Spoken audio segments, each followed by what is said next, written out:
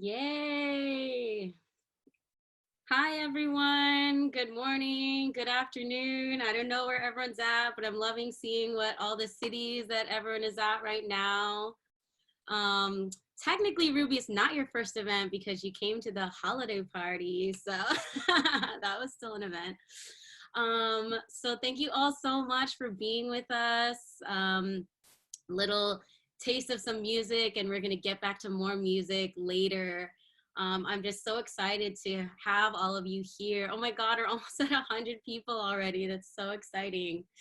All right, where am I? What are we doing? Here we All right, let's go to the slide. All right, some basic Zoom stuff for people. I know many people have been on Zoom, but also some people, this might be your first time on Zoom. So some basics to navigate today. If you're on a laptop, tablet, or a mobile phone, cell phone, here's how you can navigate between your views. So if you want to go to gallery view, you could see everyone. If you're on your phone, you could swipe through and see all the different pages, same on a tablet. Otherwise, if you just want to stick to speaker, you can. I'm also sharing my screen right now, so there's actually a little bar in between the presentation and the people, and you can move that bar left and right in order to see more people. So you can play around with that if you want to. We got lots of ways to interact today. So, you know, because everyone's like muted, we have so many people in the call. Please use the chat box today. You can also private message people if you want to ask specific questions, but definitely hit us up in the chat. You can see everyone who's here. You can also rename yourself. Feel free to add your pronouns into your name. If you'd like to, you just hover over your name and click the little 3 dots or click more and then rename yourself. You could also send reactions if you want as well. And then we're using this special feature in Google Meet where I can submit questions. So if you click on this link that Felicia is posting in there, I know Zoom links are kind of whack. You can't just click them. You have to like select it, right click, open URL. Submit your questions here, and you can also upvote people's questions. So if somebody's already asked what you want to know, vote it up. And it's going to come looking something like this. So when I present it, I could see what are the top rated questions, and we'll prioritize those for answering. But anything we don't get to, we'll also try to send out in an FAQ as well after. And then just general Zoom best practices. So mute when you're not speaking. This is mostly for panelists. Use the chat box. Put your questions in that link. I talked about pronouns, and then share resources, not chismes today, even though Don says chismes is just history with footnotes, but you know, we're gonna keep it cool in our panel today. And if you need tech help, message Felicia Chanko. She can help you with any technical questions you have or need today. All right, awesome. Woo. So with that, I'm actually really excited to pass things on to beautiful Verma Zapanta, who has been a part of our Pinayism event in the past and is going to be leading us in a grounding activity to just get ourselves centered for the day. So I'll pass it over to you,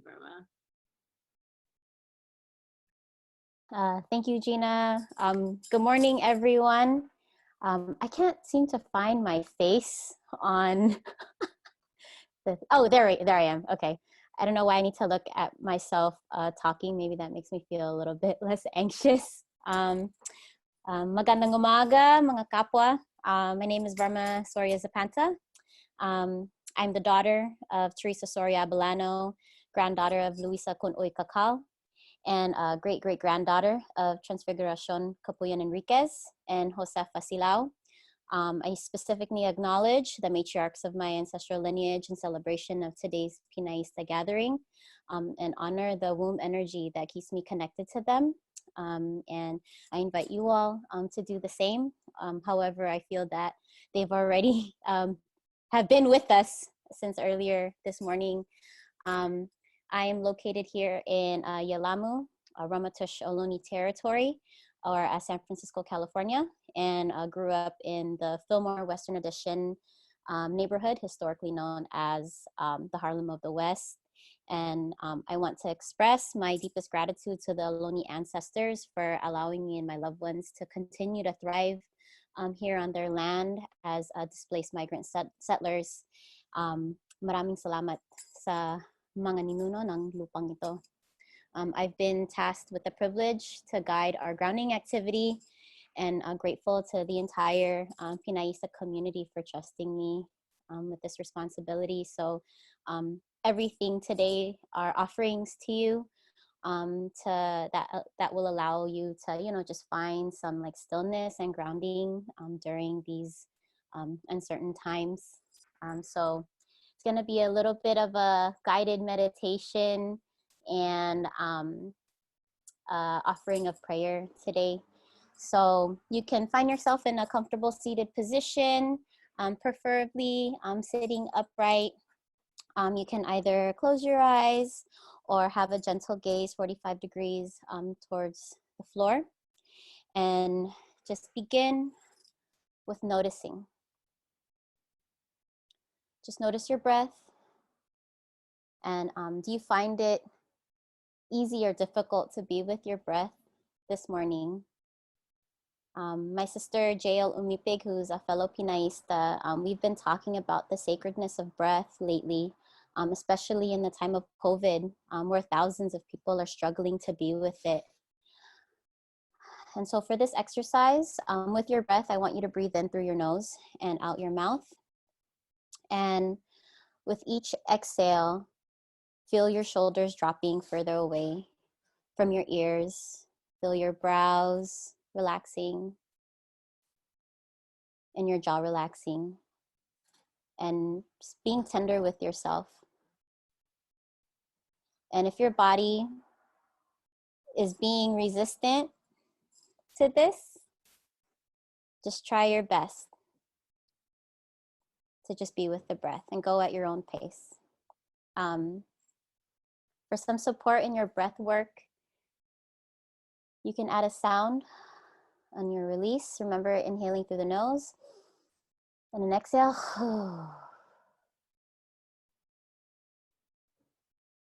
And if you need some guidance, you can place your right hand at your chest, your left hand at your belly, and feeling your belly rise with every inhale and fall with every exhale. And just begin to anchor yourself into the earth. Visualize those roots coming down through your body and planting themselves into the earth. And really filling yourself with gratitude for all that Mother Earth does for you, for holding you and your loved ones, and for openly receiving all the energies that no longer serve you.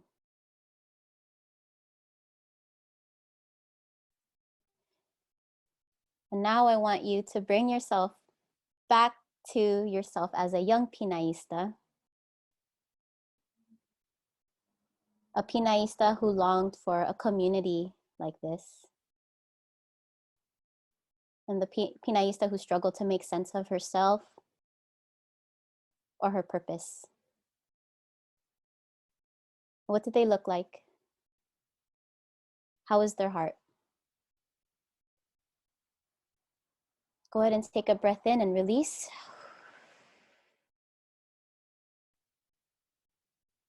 Tell that young person what they needed to hear in that moment of their life. And if you have no words for them, just send that part of you love. And thank them for allowing you to arrive at this moment.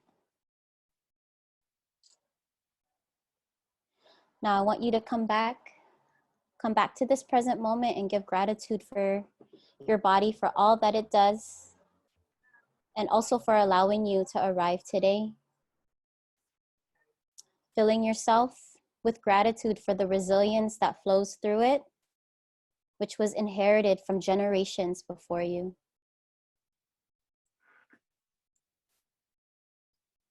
We give thanks to Creator Source, ang diwatas, ang kasamas at ninuno namin, for continuing to guide us.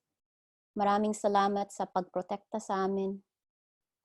To the indigenous peoples and ancestors across Turtle Island and throughout the world, whose land we occupy and are settlers of, we offer prayers of gratitude for continuing to hold us. May we acknowledge the responsibility we have to the land we are guests of, and learn how to be in relation to it in a way that is honorable.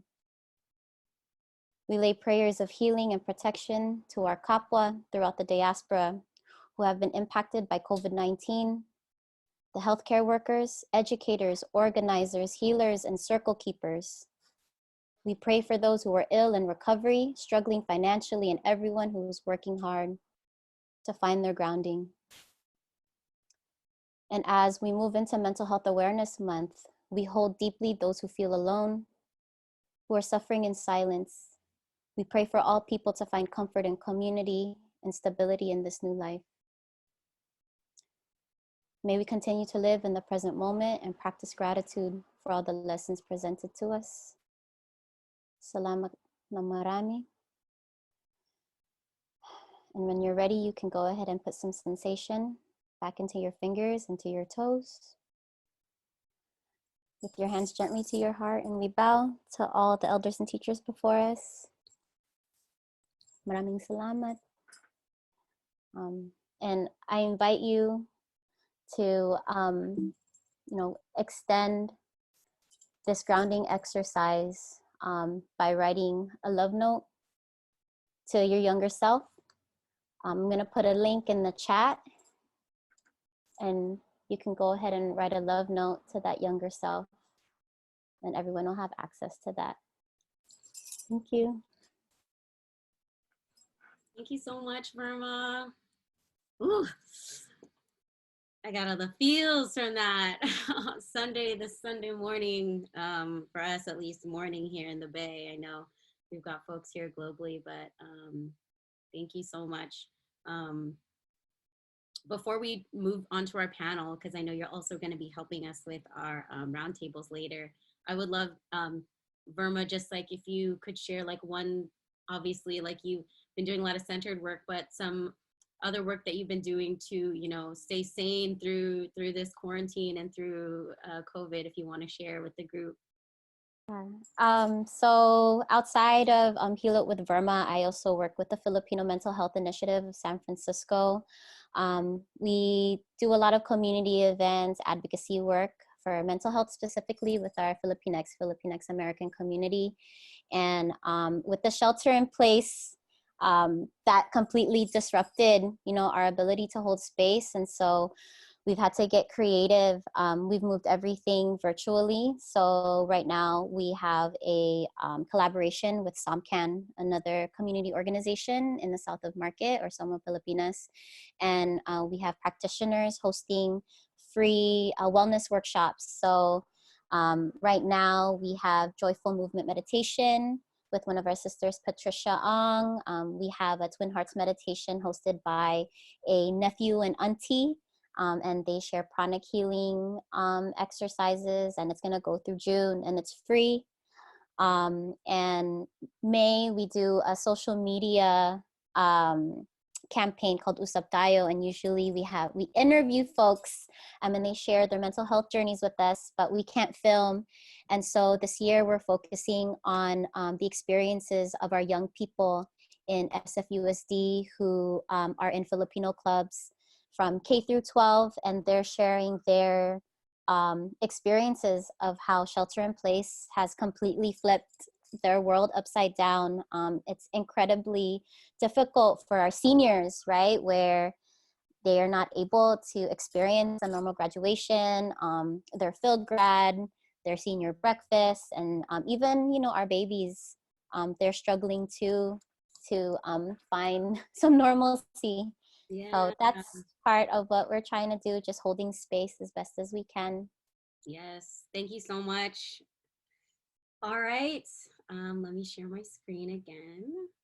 Go back to this. All right, so we just finished, hold on.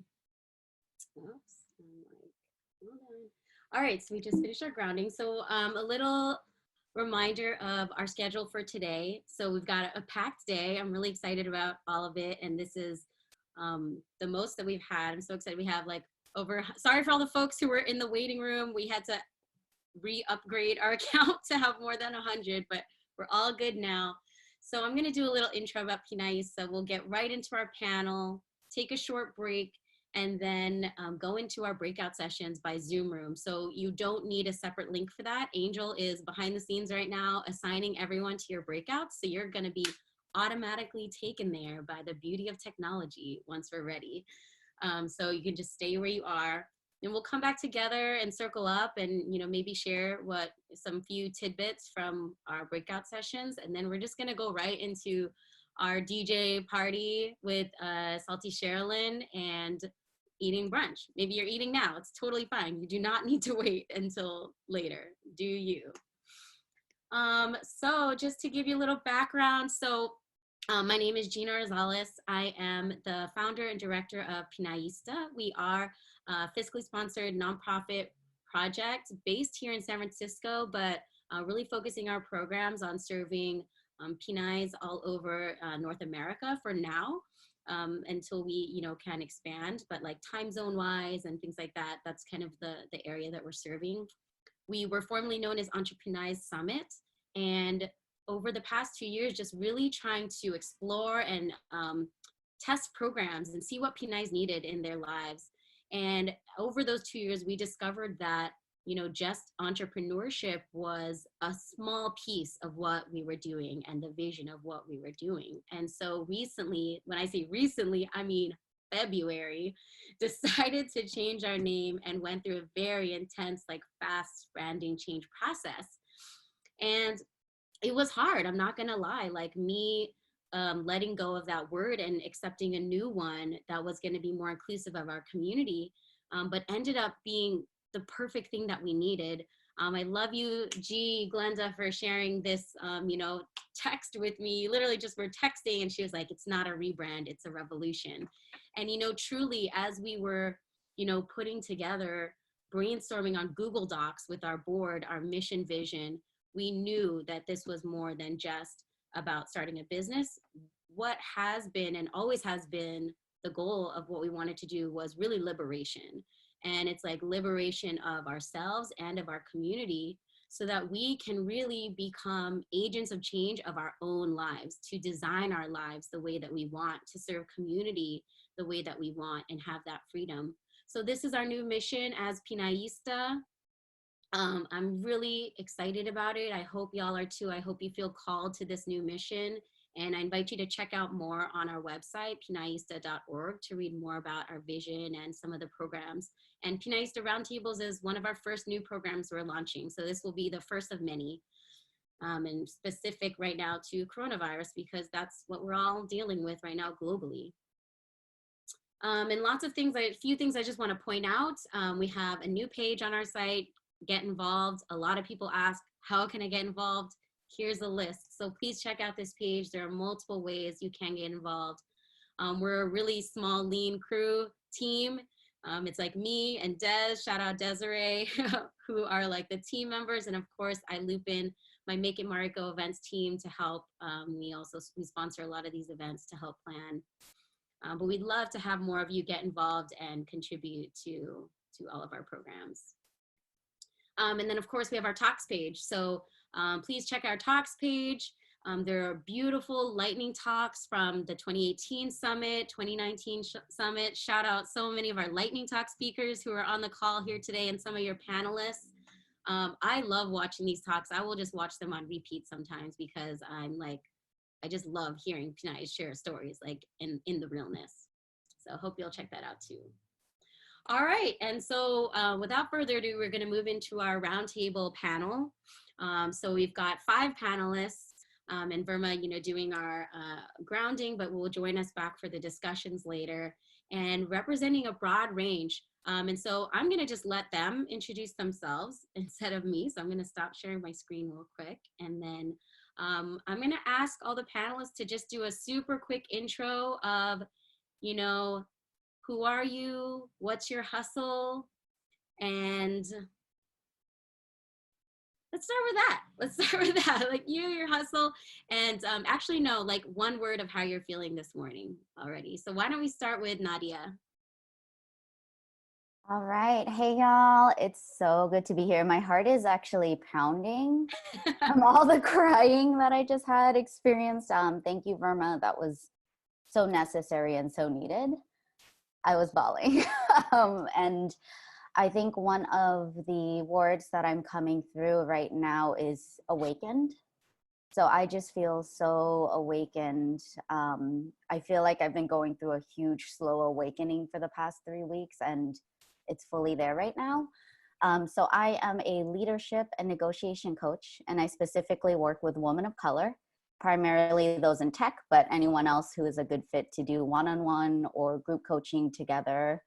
If we're fit, we fit. So that's my hustle, and I'm excited to share that in the freelancing roundtable break off too, of how I've had to pivot during COVID-19 for this type of freelance work.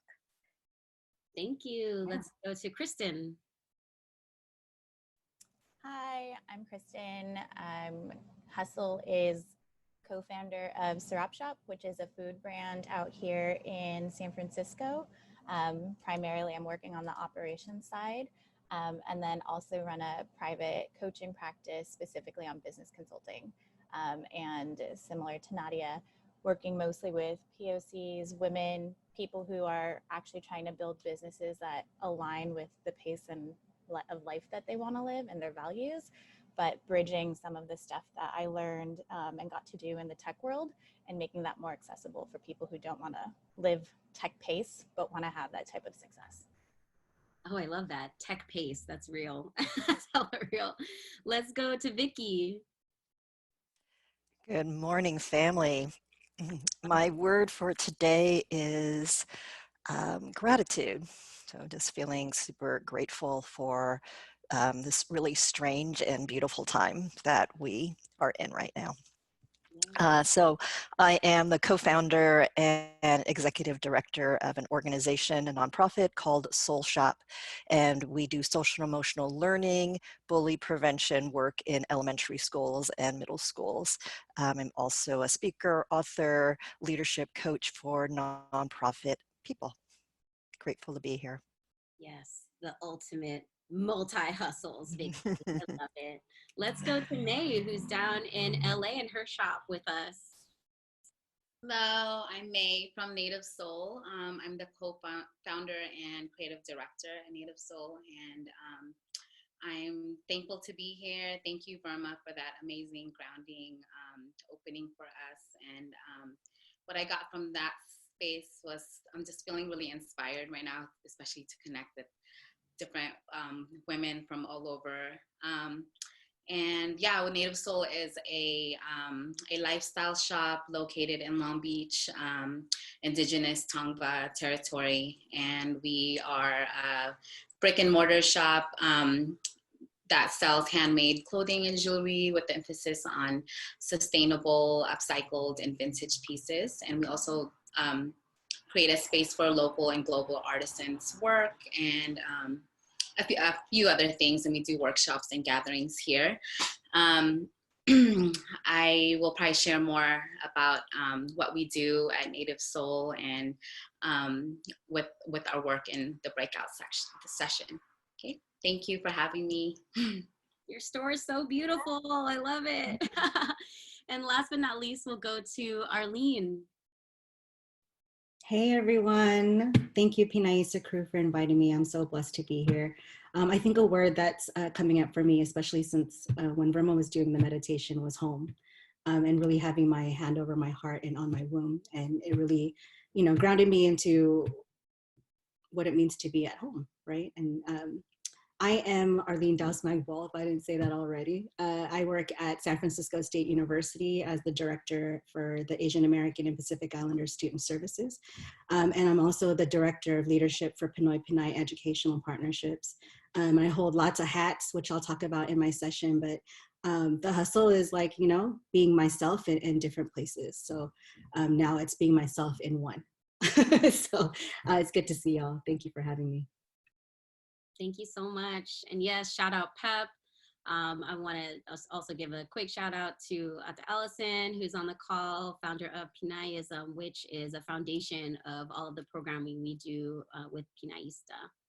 And again, so we've got 5 beautiful women on our panel today. And then later we'll also have Verma joining us leading a breakout, and then also have Glenda Makatanai joining and leading a breakout as well. So some of you will be able to meet with them later. All right, so I'm gonna just get right into it because I know this is like not even an elephant in the room because it's just straight up there, is we are all sheltered in place, and coronavirus is a global pandemic. So the biggest question right now is like, how is this affecting and changing everyone's hustle? And like, how are we as Pinays pivoting? And I don't even like to use the word pivoting because it's really just like us evolving our work, right? So I'm actually going to start with you, May, if you could start with sharing, because I know you have like a physical brick and mortar, and I'd love to just hear from you first, like how is this changing, and how are you changing your business? Well, yeah, I think in the beginning, I definitely was a little bit freaked out because like all the events we were booked every weekend from, March to June or whatever. But so we had to cancel everything from just our in-store events, and also just having the shop, to close our shop temporarily. And so, I kind of just turned into just like reaching out on social media and just really more promoting our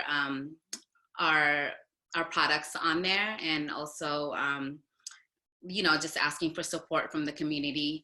And I also shifted making face masks for the community, and so I feel like that's kind of what's really helped me go through this last couple months, and feeling supported, and also being able to provide for my family. And so that's kind of one of the changes that I've done recently, and just putting a lot of my products on Etsy, and even navigating that, it's a little bit challenging because most of the stuff that I would normally post on there are just the things that I make myself, and I'm slowly trying to post or put other products that are in our store on there too, but I'm gonna have to find a different platform to do that. So just, I feel like online and shipping all our merchandise had been kind of what shifted it from being open at our store to going to all our vending events and being amongst our communities and meeting and talking to people, to just behind just online and communicating with everybody through that platform. And so, yeah, that was a huge shift for us, especially since we're active both in LA area and also in the Bay Area. Yeah. So, but it's okay. I feel like I'm able to rest a little bit and just finding new ideas and inspiration. So I feel inspired still, during all this. But yeah. Yeah, and your masks are so beautiful, the ones that you're making. So yeah, shout out to that. Anyone who needs cloth masks, definitely get in. All right, Kristen, I guess you have also a brick and mortar space in Chase, right? Yeah, Chase. I'm like, there's two big ones now. I always get them mixed up. Huge, amazing feat for getting that. How are y'all as the restaurant? You've been doing such a good job of how you're changing all your marketing. Yeah, tell us more. Yeah, it's been wild.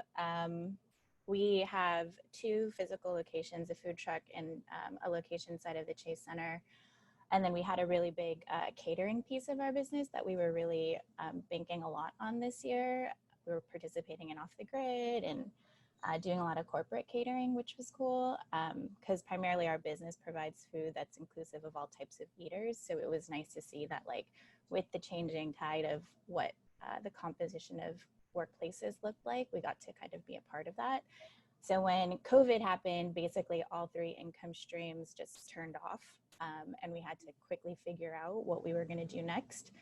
So mostly what we did was we just tried to reduce as much as possible and only focus on one thing that we could actually control. And then we tried to really think hard about what we needed to reprioritize. So the first thing we did was try to prioritize health, both physical health, but financial health. So when we pivoted, we only started doing weekly service meal kits. So that's also to support people being able to shelter in place for multiple days, but also so our team wouldn't have to be operational every day.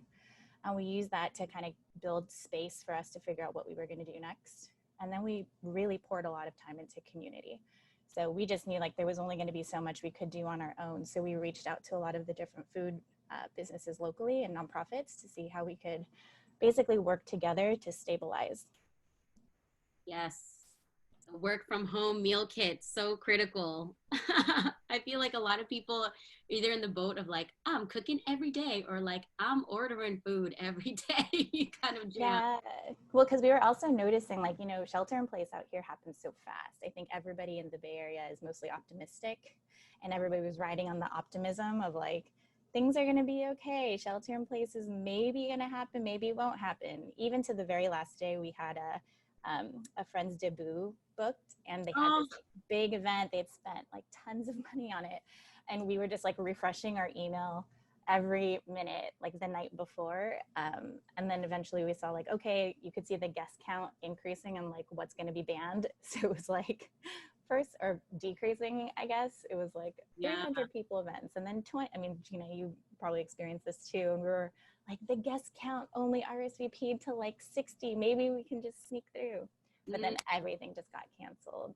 So a lot of people just didn't even have time to prepare. So knowing that that was just like a problem we needed to solve, like we didn't want people to feel pressure to have to go to the crazy grocery stores that were just essentially hot spots, or, you know, like everybody on our team cares for elderly folks. And we're like, we don't want them to have to leave. So we're like, again, focused on what's the highest need, and how do we solve that with like the business that we did have. Yeah. Oh my gosh. Yeah. It's crazy. And of course, with all of this, you know, closing spaces, schools closing is a crazy one. And I know that this affects so many people, not just our educators, but just any of the parents out there. I personally do not have children, so I send all my love to all you parents out there. I can't even imagine. Arlene, talk to us about how all the educators have been coping. Oh, hello. It's, you know, it's the hot topic right now, educators and parents. And I feel like, you know, before we sheltered in place, like we have our kind of designated places to teach or designated places to work. And I was hardly home, you know, and I worked a lot at SF State, I work in PEP. And I feel like when that happened, it kind of reshifted. And like what you said earlier too, like we had to evolve and kind of figure out like, what is the response now? For SF State, they gave us, it was like a Wednesday before shelter in place, and they were like, you have 4 days to go online. You know, and so how do you take something that's a connection between you and people, right? Or you and community members, or you and your colleagues, to like now everybody retreat home and like try to take everything you have, you know, to create this classroom space virtually, but also in your house. And so as I was trying to figure out how to be a better teacher online, or even if I needed to figure out like what my students needed from me before, we even move online, really like doing a community needs assessment on what kind of needs do you have? What kind of basic needs do you have? Do you have Wi-Fi, you know, like wherever you're retreating, wherever you're going. And a lot of us had to kind of be pushed into spaces that we were no longer part of, you know, or like a lot of my students, I teach a lot of freshmen in college. And so they had already moved out of their homes. They came back into their homes and their parents had turned their room into something else, you know? And so, yeah, so they're like, now what do I do? You know? And so it's kind of like this migration back to somewhere else, right? And then it became like, okay, how do I manage my time when all my time is spent here? And so now that I transitioned home and I moved my office stuff, except for my standing desk, like it was, you know, it was crazy. And then now I have my kids here, and I have my husband who's also a teacher, and I have my cousin who's also a teacher. And so I feel like we're running like a university, you know, pathway, K through college up in my house. So we have to find places to like teach. We have to find, you know, a place for my kids to sit, you know, and do their work, and to be on 5 Zooms in one time. And I think the reality is like, what is education when you have children at home, when you're teaching other people's children? You know, and so I feel like there's so much that we had to shift towards and kind of reimagine what education should look like. There was already inequities in the first place. So, you know, what does it mean now that there's such a gap between, you know, the oppressors and the oppressed, you know? And so now we have to really think about how we revolutionize education. Oof. Oh my gosh, yeah, I feel that. I mean, my husband is also a teacher at Balboa High School, so I've been hearing all the conversations. There's no separation between your calls. You hear all the things, like it's very real. And so along these lines too, so Vicki, will go to you because your Soul Shop focuses on after school programs. I think you do in-school programs too. I'd love to hear about Mm-hmm. how you align with that Yeah. vision, Arlene. Yeah, for sure.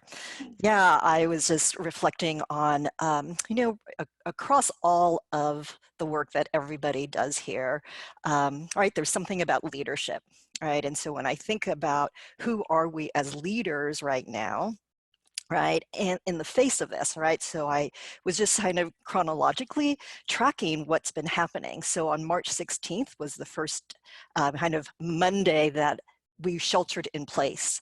And so on that Monday, we announced we were going live, doing live sessions for K through 5th grade. All right, so we jumped in there. We had 300 little faces just like this on the screen with all these little kids wanting to talk about their feelings. Oh. And so I just want to bring this up as just a place of yes, right? It's like I run a nonprofit, we're 20 years going, I co-founded that organization, and there's something about what's happening right now, which happens all the time, which is pulling me in my leadership. How am I making decisions?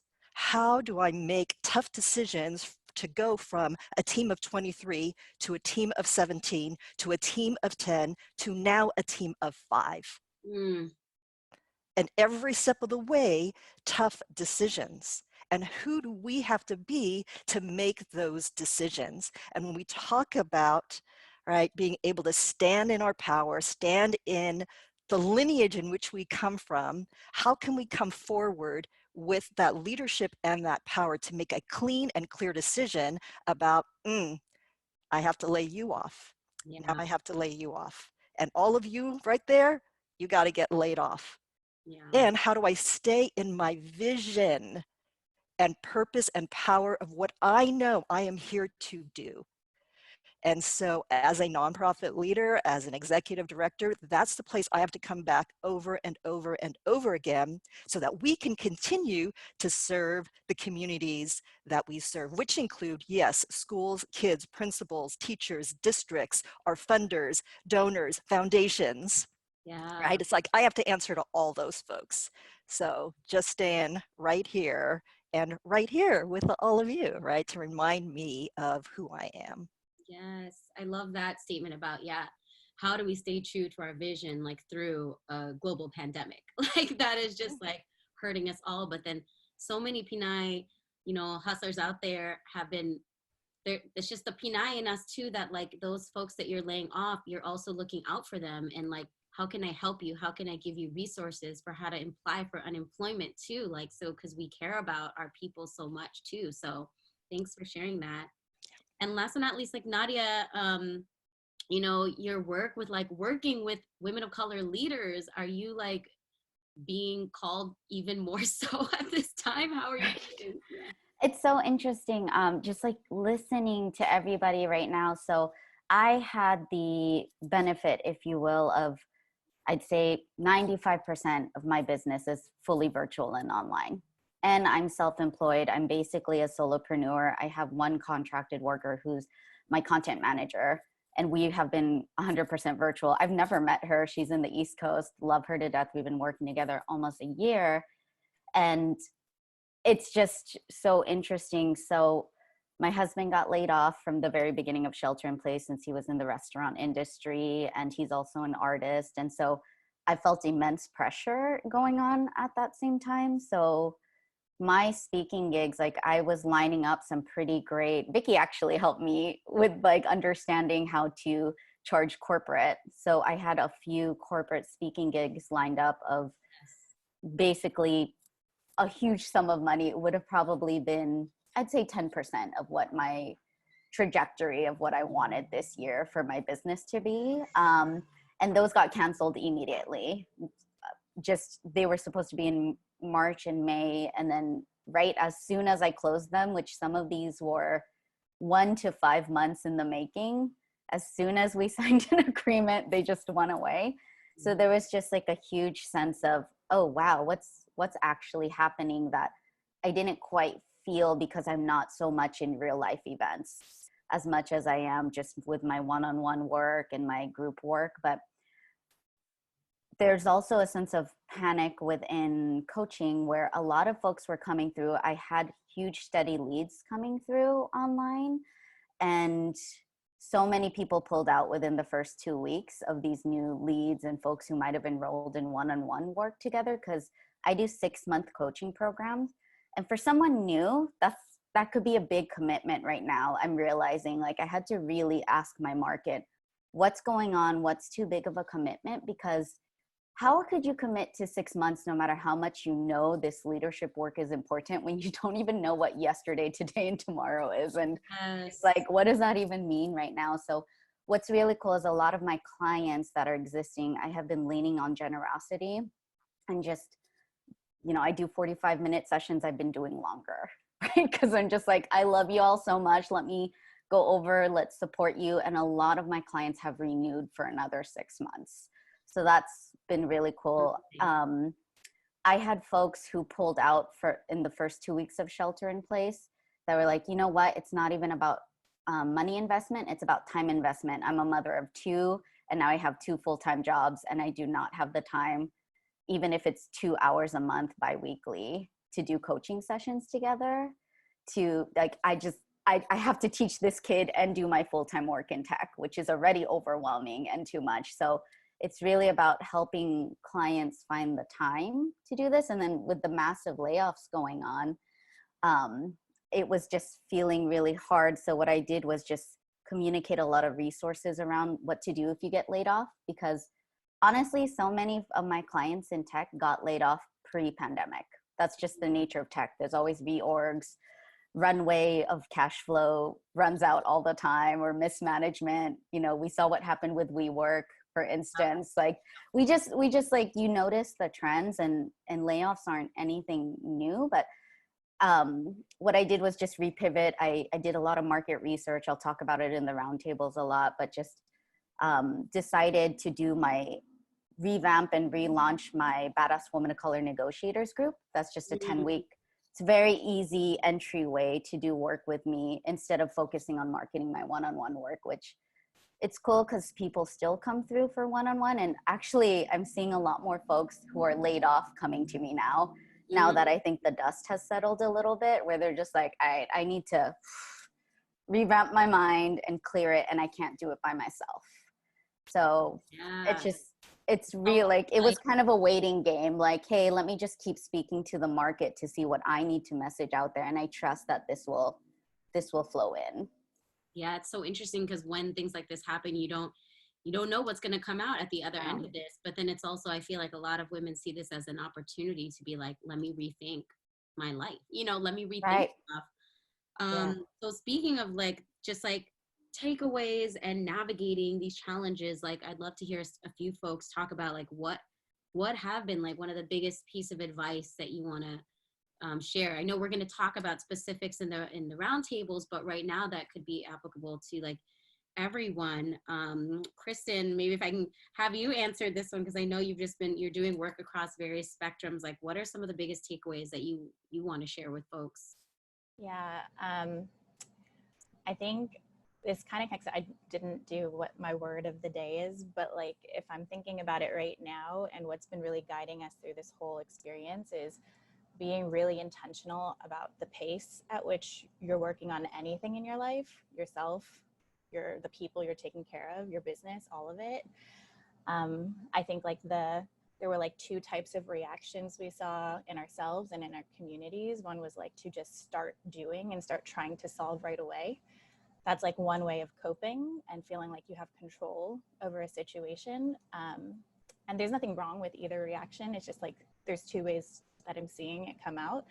And then there's a few people who, you know, like took a lot of time to just go silent and give themselves space in that way. But I think like when you're putting yourself in both extremes, you want to be really like thoughtful about like, how long do you need to stay there? How long do you need to stay at one extreme versus the other? How can you start to kind of create and design balance for yourself, and also be really like patient about the fact that you might move back and forth throughout the whole thing. So we've been testing a lot of things, and the testing mechanism of reducing to just one thing that you can try to do for the different buckets in your life each week helps you kind of gauge where on that balance spectrum you need to be. And for the ones that require the most effort, like running a business or anything that is work or financial related, it's really nice to be able to give yourself the permission to say, like, I'm not going to do that right now. I'm only going to focus on one thing instead of trying to save like the 10 things that I had going. And then be able to pour more of your heart, your time, and your energy into the things that are going to fill you back up, which is like taking care of your family, understanding your financial picture. Like we even did the exercise of how much of a financial hit can we just afford to take, and what would happen if we just couldn't pay any bills, and then just like writing that all down as facts and looking at it and being like, that's a reality, but then also trusting that like this is a shared collective experience, so that it doesn't mean that like you're going to be left behind if you just accept that, like, you know, that might be a thing you have to take. It kind of just clears, again, space and energy for you to like apply that to other things. And then again, like we kind of just decided early on, like, let's plan for worst case scenario. Let's be optimistic, but also be realistic that there's a potential of what happens if this lasts for a whole year. So that reduced the amount of work, for example, of how many revs we'd have to do to iterate to get to worst case scenario. We just went straight there and then tried to build from like that and adjust back to what we wanted to define as being our new normal. So I think like I love those experimental questions you always ask, Kristen. You always like are constantly experimenting with your questions, like and taking it there. I love that. Does anyone else on the panel feel called to answer this specific question about a big takeaway that you'd love to share? Feel free to just unmute and say. Okay. I'll jump in. Yeah. I'll jump in. I think just on the heels of what you were saying, Kristen, I think there's something about our finances and our money, right? It's like getting real quick. And so as we are just, you know, for those of us who have businesses, right? So both our personal finances as well as what we're doing in our businesses, right? And so I think there's been something about, right, knowing where every dollar goes, right? So what is your burn rate, both personally as a business or organization? How far can you go? And being able to really look at that, right? We've all had so much humility, and we all deserve so much compassion and grace for what is occurring, because you know what? We still don't fucking know. Right? We don't know the future. I have no idea what's going to happen in my organization. And I would say that's the second thing I would want to bring up is how do we take care of ourselves in the face of the unknown, which is still in front of us? How do we plan a business? How do I plan the fall? Am I bringing back my team of 23? Can they even go into schools in the fall? I have no idea. And yet I still have to stand. I still have to keep moving. People still look to me for answers. And as a leader, it is my job to give them some kind of answer along with my care and compassion and my empathy. So just wanting to just speak to, wow, the immensity, right? It's huge what's in front of us. And again, how do we pace ourselves, like Kristen was saying, in a good way so that we care for ourselves to continue to keep stepping forward. I love that. Like, let's go with that. That was actually going to be my next question, was about, you know, how do we set boundaries with ourselves? Boundaries is hard for Pinays. I know it. We're like all over. How do we set boundaries so we can make this sustainable? May, do you want to speak on this too? I know you have a kid as well, and like making masks, shipping everything now. Like, how do you set boundaries? For me, I've been, I actually been really busy with the orders. So I just been in my room pretty much all day, you know, making, create a sewing. And so my partner stepped up and just like had been with the kids, like making food for them. And I'll take breaks in between, because I do need to, you know, fill myself back up as well. So I just, have to make sure I go out in the sun and do a little stretching and yoga. So those are kind of the boundaries that I set myself to make sure that I do take those breaks and just like go to sleep if I need to. Sleep. We're like, go to sleep. Like, and even though I'm like busy, honestly, this has actually been the most restful time, for me, because we're not like running around so much. So yeah, I've had to set some boundaries with just like the family and, just speaking, asking for support and with the kids. And so, yeah, and just, like I said, the boundaries that I set for myself, just me assuring that I'm taking care of myself too during this time. Oh my God, y'all are so funny in the chat right now with this, like, what is boundaries? You're hilarious. Arlene, do you wanna point to this? You're talking a little bit about this already, but. Yeah, for sure. I think boundaries are fluid, and like sometimes they don't exist. I also think being at home, you just have to take it day by day. And that's just how I had to live my life since I've had kids. And before having children, I was like everyone that works with me knows that I'm very much like, I need control, like Janet Jackson, you know what I'm saying? Like, I really need to have that control.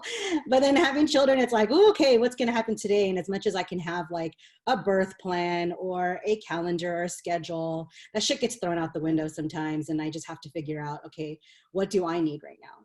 And really come back to self. And I think when we were doing the meditation earlier, when Verma said, like, go back to yourself and go back to that Pinay before, you found a community where you felt supported, like this community, right? Or understanding who you are as a Pinay. And I think for me, I have to go to that space a lot, especially now that I'm at home and having to reflect a lot on what are my next moves. So instead of reacting, I think I'm in that spectrum of I had to take that time to kind of just be with myself. So if that means cooking my food from vegetables that I grown up to eating, in my Ilocano household, to planting my own vegetables at home, and talking to my plants sometimes, because I do miss my students, you know what I'm saying? And so I think boundaries, happy hour, you know what I'm saying? Like, get some happy hour time with your girls, and take that computer to the garage, you know what I mean? Like where my grandma used to smoke her cigarettes, and like just find that time for you. And I think when you sometimes you just can't create boundaries because everyone's here, but that's part of you. And so I don't want to separate them like I usually do when I would just, leave home and go to work. But now it's like I encompass all of me in one space. So the boundaries don't exist really. It's just a matter of me trying to, take control of what I can. And that's myself. Yeah. And Nadia too, like you're a coach for other people, helping them set boundaries. How do you set boundaries for yourself? I was like burning to talk because I am so freaking good at boundaries pre-pandemic and during pandemic. That's what I preach. So leadership, negotiation, it's really about boundary and expectation setting. And, my husband's in the other room painting his art all the time, and he has to listen to like just the vibrations of my tone a lot, and he gets crazy, but we're always renegotiating our relationship. Even I always do like a quarterly check-in with him where this is just like, yo, we need our quarterly check-in. What are our goals? What are we doing? But it's really, what I encourage clients to do all the time is redesigning alliances and redesigning relationships, whether it's business, whether it's with your stakeholders in your career, whether it's with your kids, with your partners. But I mean, in negotiations, knowing what your line in the sand is, like, y'all can't cross this boundary. I will not, this is not good enough. Like, this money is not good enough. This relationship disrespect or lack of respect is not good enough. We have to be able to communicate that. So it's really about activating your voice and really being able to just come from a real place and invite collaboration in, I find. So that's how I said it. Was like, yo, I'm trying to keep this marriage thriving even during a pandemic in this apartment. So what do we got to do? Right. And the same thing with my clients where, I had to do a lot of boundary setting with my own self. Something that we were all kind of touching upon but didn't say is like our relationship to money. what our money mindset is, what our emotional feelings to money is. I had to set a lot of boundaries for myself with that, where it's just like, the money will come, as Vicki said, facing the unknown. Like, I had to be able to stop a lot of things where it's just like, I think what I saw in the coaching industry a lot was a lot of shame around selling. Like, is it okay that I'm selling these services right now? It's just like, this is my business. Like, it has to be okay. And I have to set a boundary to my own like fears and self-sabotaging thoughts that are saying like, you should be ashamed of yourself for wanting money right now. Right. So that's like another thing. And I'm constantly talking with my partner about like, hey, what are your first money memories? You know, like, what are your first, like, what's your relationship to money right now? Because I trust we're going to be okay. But like, what's going on here? Because we have these freakouts and it ruins our entire day. So like getting really curious. And something I always tell clients is, when we set a boundary, we're not saying no to something, we're really saying yes to something else. Yes to a higher standard of what we really want in our business, in our careers, and love, and sex, and family, and friends. So yeah, I got all these thoughts, but it's just really like, I'm always about curiosity and just like knowing, being very clear on what my standards are. And then I can say it and someone else can say their standards to me. And then we can do this little negotiation dance of, okay, what really feels like a good win-win for us. Yeah. Oh my gosh. Amazing. And love it. People are feeling this boundary talk. This is interesting. We got to have maybe a panel on this at the next summit. Okay. So before we move into our, God, time always flies so fast on these panels. Before we move into our breakout sessions, I love for all of our panelists to just, in the spirit of just collaboration and lifting each other up, if we could just each share one, just like quick shout out about somebody, it doesn't even have to be Pinay, that's just doing something dope right now during coronavirus. I'll start by just shouting out my friends who produce this event called Inside Lands, and they've been literally curating content every day from 7 to 9 p.m. online and on Sundays during brunch. Every day, 2 hours of content. And it's just been a beautiful space for people to come and just be with each other. And they like are doing beautiful things. So yeah, panel, maybe we'll just open it to y'all if you have just like a quick shout out, like who's doing dope things right now. Hey, it's Arlene. I just want to shout out all the educators, all the teachers, all the parents who are always educators and teachers of their children. And I feel like everyone's creating such great content to engage students day in and day out, and even their own children. And I hope like we all keep chronicle of what we're doing during this time, and that we go back to kind of thinking about who we were at this moment, and then what we did and what we created. So I shout out to everybody, because everyone's helping me in my content, in my pedagogy, and my teaching, because everyone is forced to be really creative and to go inside. Thank you. Thank you. I just want to shout out like all the DJs and artists and musicians for just keeping, and dancers that are like continue to like teach these classes and giving us this outlet to actually express ourselves and just dance this all these different various emotions away. So I feel like that's I can't always like tune into that, but like when I do, I feel like I get so lifted. I just want to shout them out for like providing that space for us too. Definitely, creatives are giving us life right now, keeping us sane. Kristen, you wanna go? Yep. There's a few things I want to shout out. There's a few companies and large organizations that have demonstrated what it looks like to be an ally during this time.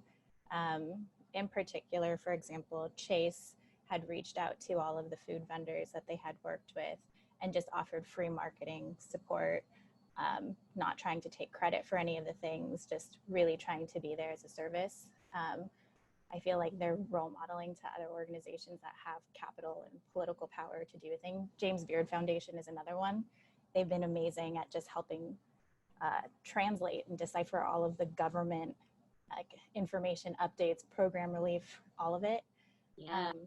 There's also the Filipino Bar Association. I think it's called like FBank. They've been providing free legal help of all different languages to help people apply for EDD, all of that. There's just, again, it's been amazing to see, like, this is the fruit of our parents' like labor and sacrifice, you know, to see everybody who has like succeeded in roles that were white collar or like information in one direction. And now those are the people who are serving us, you know, and taking care of everybody along this ride. So I just want to shout out to all the people that are using their privilege and their power to do something for other folks. Yeah, look at all these FBank folks up in here. Thanks so much for joining. And Nadia. So, I mean, if I can shout out the Pinayista community, just the fact that you even launched this when we probably needed it the most. And you all just, everybody outpouring resources on there for creatives and for freelancers and small business and medium business owners to be able to find financial grants and financial reliefs and resources. I'd like to shout out just any basically online influencer that has anything to do with finances and motivation and just being able to understand what's out there available for us. Like, she's not a Pinay, but my CPA, Liz's whole biz, was on fire daily doing lives and like setting up things. So I was just like, what's the EIDL? What's the payment protection program? What's the deadline? When can I do this as a freelancer? And she was just like on it, always posting. There's just so much wealth of information out there, folks who have been providing resources. And I know someone in like the Pinayista Facebook group just like posted a couple weeks ago, like, hey, freelancers can apply for unemployment as of April 28th. Awesome. I didn't know that. I didn't even catch that. So it's just to be able to have a community that is just like thinking, hey, if I have this information, I can pass it on. And it's in this collection right here in this Facebook community. Thank you for providing that for us. Yes. And you're going to love us even more because after this event, we are going to share a spreadsheet with just hella links and resources for folks. And you can add to it if you want anyone else who sees it. All right, amazing. Thank you so much, panelists, for being with us, for just like holding it down for all of your respective communities and being willing to share today. Thank you, chat. Y'all are dope right now. Everyone's like having amazing conversation. So with that, we are actually going to take a quick break, 5-minute break, do what you gotta do. And then Angel has been working some magic in the background where we're just gonna get split into our Zoom rooms automatically. Also shouting out the Q&A link again. Continue to submit your questions and vote stuff up, and then we will work on either having these addressed in the panels or also in the Q&A when we come back together after the roundtables. So we'll start our roundtables at 12:15 to give everyone a 5-minute break, and then we're gonna be in there until 12:50, where we'll come back together again. So I think that's it. So yeah, Angel, go ahead and, you know, I don't know what happens if there's like, is there a button you press? I'll push the magic button. The magic go button. I don't know.